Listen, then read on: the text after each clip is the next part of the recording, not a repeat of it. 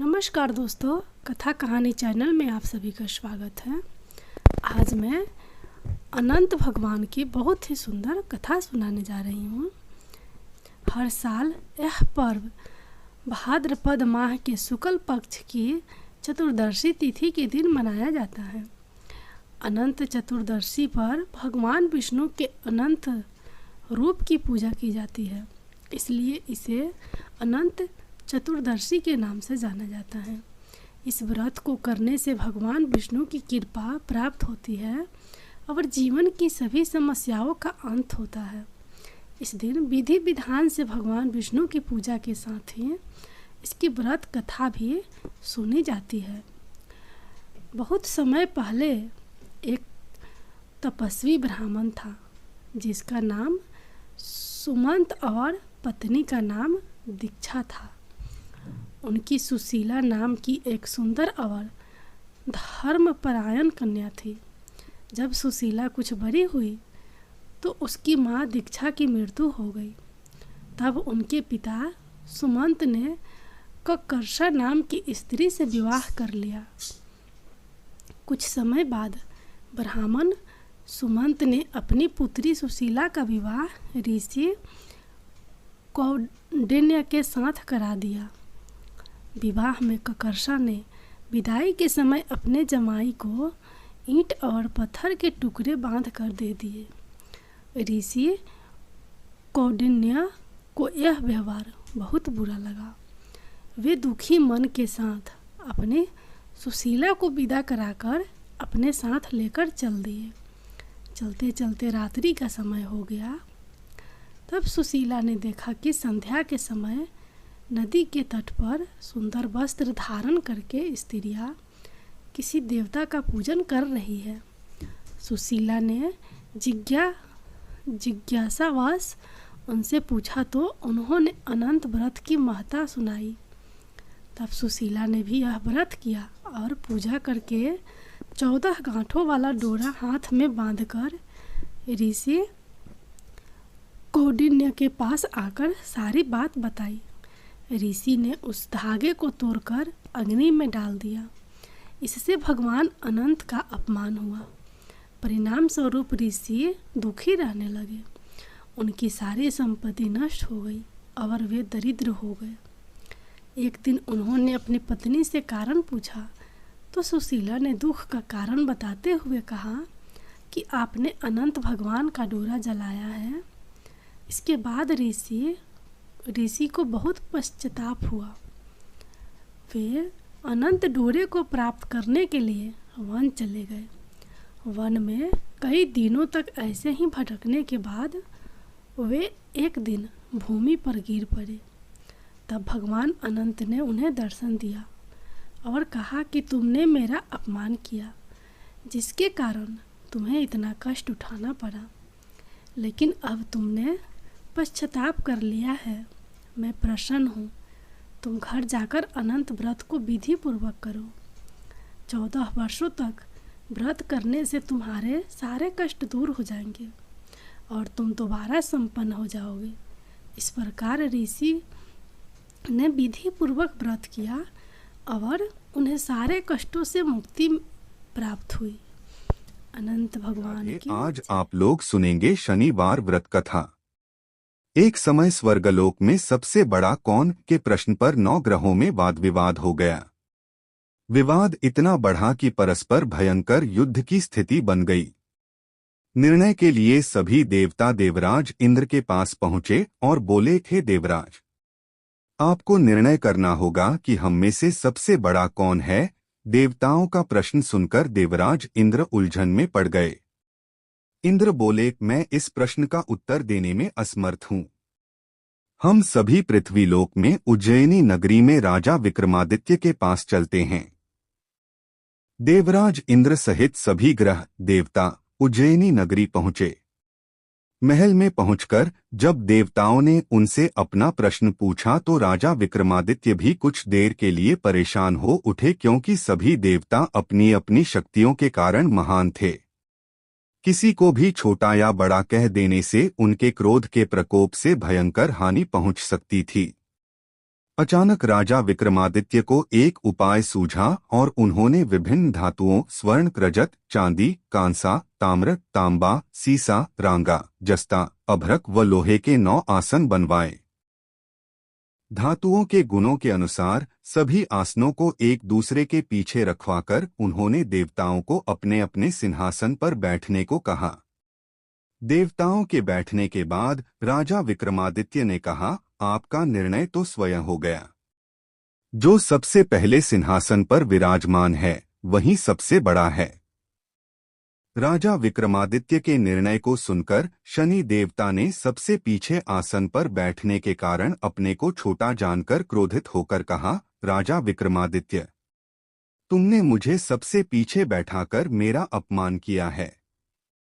तुम मेरी शक्तियों से परिचित नहीं हो। मैं तुम्हारा सर्वनाश कर दूंगा। शनि ने कहा, सूर्य एक राशि पर 1 महीने, चंद्रमा 2.25 दिन, मंगल 1.5 महीने, बुध और शुक्र 1 महीने, बृहस्पति 13 महीने रहते हैं, लेकिन मैं किसी राशि पर 7.5 वर्ष 7.5 तक रहता हूँ। बड़े बड़े देवताओं को मैंने अपने प्रकोप से पीड़ित किया है। राम को 7.5 के कारण ही वन में जाकर रहना पड़ा और रावण को 7.5 के कारण ही युद्ध में मृत्यु का शिकार बनना पड़ा। राजा, अब तू भी मेरे प्रकोप से नहीं बच सकेगा। इसके बाद अन्य ग्रहों के देवता तो प्रसन्नता के साथ चले गए, परंतु शनिदेव बड़े क्रोध के साथ वहां से विदा हुए। राजा विक्रमादित्य पहले की तरह ही न्याय करते रहे। उनके राज्य में सभी स्त्री पुरुष बहुत आनंद से जीवनयापन कर रहे थे। कुछ दिन ऐसे ही बीत गए। उधर शनि देवता अपने अपमान को भूले नहीं थे। विक्रमादित्य से बदला लेने के लिए एक दिन शनिदेव ने घोड़े के व्यापारी का रूप धारण किया और बहुत से घोड़ों के साथ उज्जैनी नगरी पहुंचे। राजा विक्रमादित्य ने राज्य में किसी घोड़े के व्यापारी के आने का समाचार सुना तो अपने अश्वपाल को कुछ घोड़े खरीदने के लिए भेजा। घोड़े बहुत कीमती थे। अश्वपाल ने जब वापस लौटकर इस संबंध में बताया तो राजा विक्रमादित्य ने स्वयं आकर एक सुंदर व शक्तिशाली घोड़े को पसंद किया। घोड़े की चाल देखने के लिए राजा उस घोड़े पर सवार हुए तो वह घोड़ा बिजली की गति से दौड़ पड़ा। तेजी से दौड़ता घोड़ा राजा को दूर एक जंगल में ले गया और फिर राजा को वहां गिराकर जंगल में कहीं गायब हो गया। राजा अपने नगर को लौटने के लिए जंगल में भटकने लगा, लेकिन उन्हें लौटने का कोई रास्ता नहीं मिला। राजा को भूख प्यास लगाई। बहुत घूमने पर उसे एक चरवाहा मिला। राजा ने उससे पानी मांगा। पानी पीकर राजा ने उस चरवाहे को अपनी अंगूठी दे दी।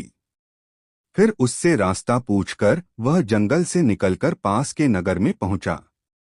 राजा ने एक सेठ की दुकान पर बैठकर कुछ देर आराम किया। उस सेठ ने राजा से बातचीत की तो राजा ने उसे बताया कि मैं उज्जैनी नगरी से आया हूं। राजा के कुछ देर दुकान पर बैठने से सेठ जी की बहुत बिक्री हुई।